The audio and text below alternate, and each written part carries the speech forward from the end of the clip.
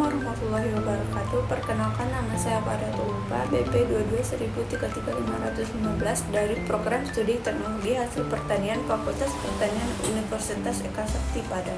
Di sini saya akan mempresentasikan tugas teknologi pengawetan pangan tentang pengasapan dan pengawetan kimia dengan dosen pengampu Profesor Iketut Budaraba MSI.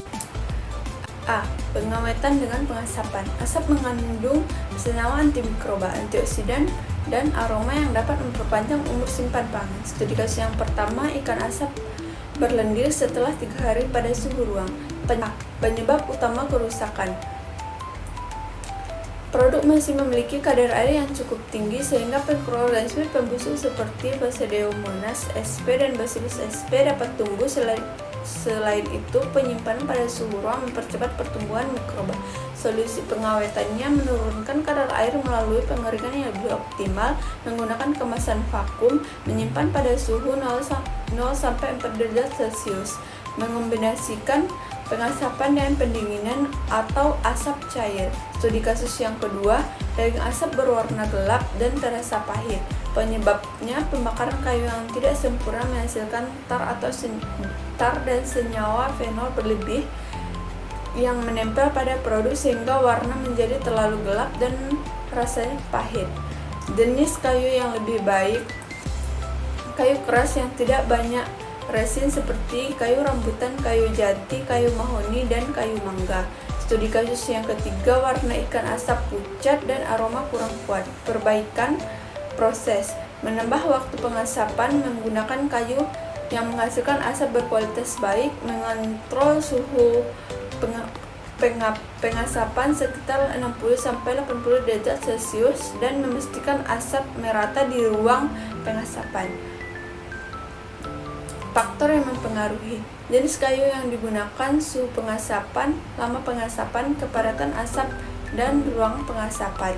Studi kasus yang keempat, penggunaan asap cair untuk memperpanjang umur simpan ikan asap. Jawabannya, asap cair adalah hasil kondensasi asap yang telah dimurnikan sehingga mengandung senyawa antimikroba, antioksidan seperti fenol dan asam organik.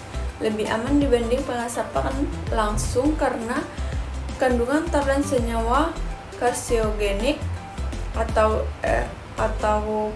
FPAH lebih rendah, komposisi lebih terkontrol, dan aplikasi lebih seragam. Teknologi kombinasi yang disarankan: asap cair tambah kemasan vakum. Yang kedua, asap cair tambah pendinginan, dan selanjutnya asap cair tambah penyimpanan suhu rendah. Metode ini dapat memperpanjang umur simpan sehingga beberapa minggu. Studi kasus yang kelima, suhu pengasapan menjadi 120 derajat Celcius. Mengapa tekstur menjadi lebih keras? Suhu yang terlalu tinggi menyebabkan air menguap sangat cepat sehingga jaringan ikan kehilangan banyak air dan menjadi keras. Dampak suhu terlalu tinggi: produk terlalu kering, tekstur keras, kehilangan zat gizi, warna terlalu gelap, dan muncul rasa gosong. Suhu pengasapan yang dianjurkan adalah 60-80 derajat Celcius untuk mendapatkan warna, aroma, dan tekstur yang lebih optimal. B. Pengawatan kimia. Penggunaan bahan kimia yang tepat dan aman dapat memperpanjang umur simpan pangan tanpa menurunkan mutu. Studi kasus yang keenam, penggunaan natrium benzoat melebihi batas. Risiko penggunaan berlebihan menimbulkan gangguan kesehatan, dapat menyebabkan iritasi lambung, dan tidak sesuai dengan peraturan keamanan pangan. Penggunaan yang benar menggunakan sesuai batas maksimum yang ditetapkan BPOM dan hanya pada pangan yang diizinkan. Studi kasus 7. Roti cepat berjamur. Jawabannya, pengawatan yang tidak cocok adalah kalsium propionat atau natrium propionat. Alasannya efektif menghambat pertumbuhan kapang dan kamir, tidak mengubah rasa roti secara signifikan, aman digunakan sesuai batas yang ditentukan.